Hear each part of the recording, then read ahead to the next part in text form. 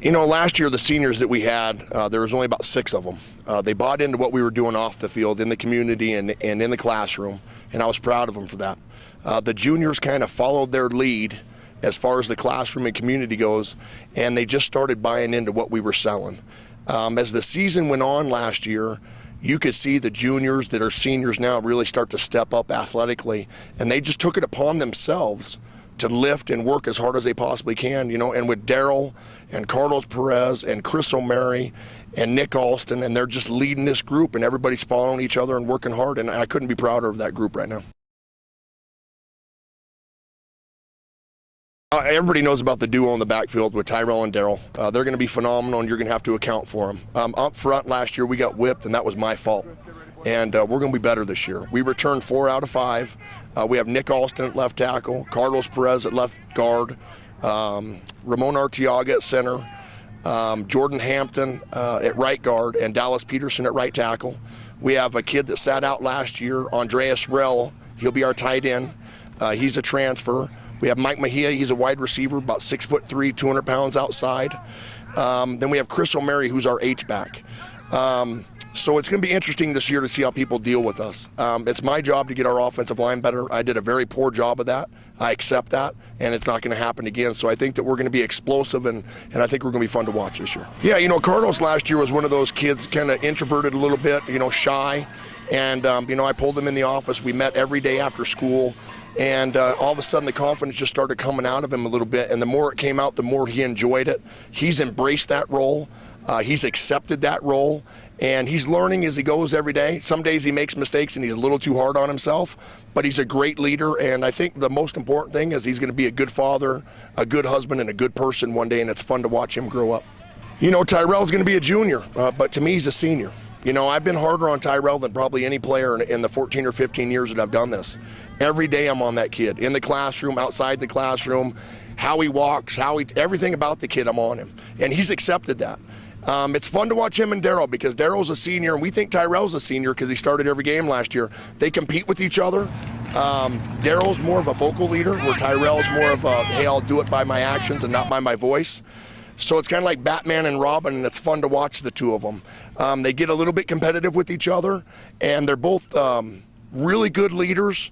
And it's going to be fun to watch them. It's going to be fun to watch them. I think they grew up a little bit last year, and I think now having a solid offensive line in front of them, the two of them should be standouts.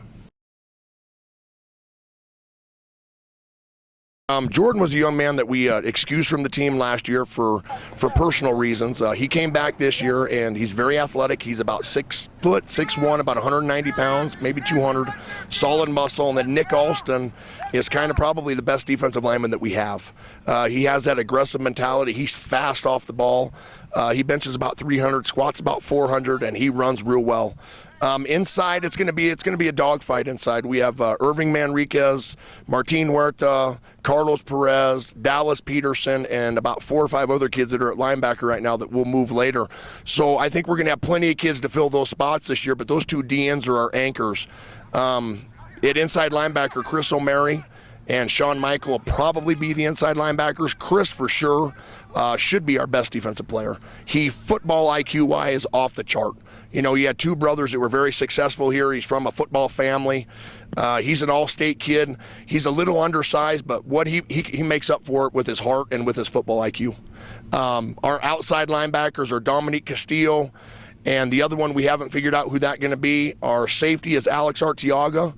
He's hurt right now, but he's had a great spring. He was one of those kids at the end of the year last year. He was like, I'm done. I don't want any part of this, coach. You're too hard. I'm out. We convinced him to stay. He went from having a really low GPA to a 3.6. He's really bought into what we're doing. Our corners should be fun to watch. You know, Daryl might play a little bit of corner. We have Parker Herndon. We have Jafet Valez. We have Gami Antillion. And, you know, we have 3 or 4 other kids. Jose Leba's a sophomore. So we have a lot of competition there.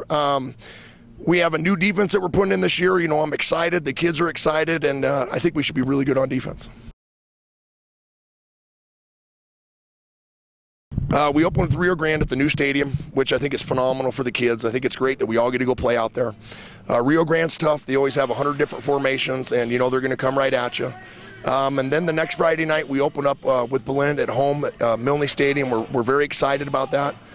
We strive to be a program like Belen. They're very well coached. They play really, really hard, and they're a first-class program with a first-class coach.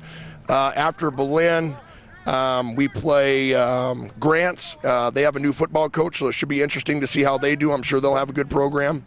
After Grants, we play Los Lunas. They also have a new coach. They return everybody, so that should be a good football game.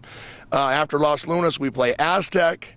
Aztec, as we know, they throw the ball around a bunch. I thought we could done better than we did against them last year, so I'm looking at that game. I'm excited to measure up against them. We play Albuquerque High for their at their place, and then the other non-conference game that we have before district is Volcano Vista.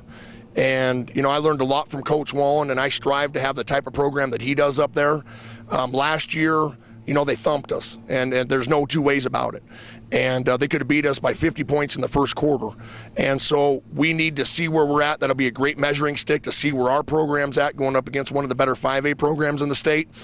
Then we play Moriarty and St. Pius, and those are the two games that we need to be competitive. St. Pius has a very good football coach. He's a good guy, good athletes. Moriarty's very well coached. They run that wing team. They're going to come get you. I'm excited about those two games. Hopefully we'll be healthy, coached well, and be ready to go with them. And then the last game of the year, we get to go up and play Cooper Henderson and Artesia, which I'm sure will be senior night. It'll be a great atmosphere for the kids, and I know we're all very excited about the schedule and about the opportunities that we have.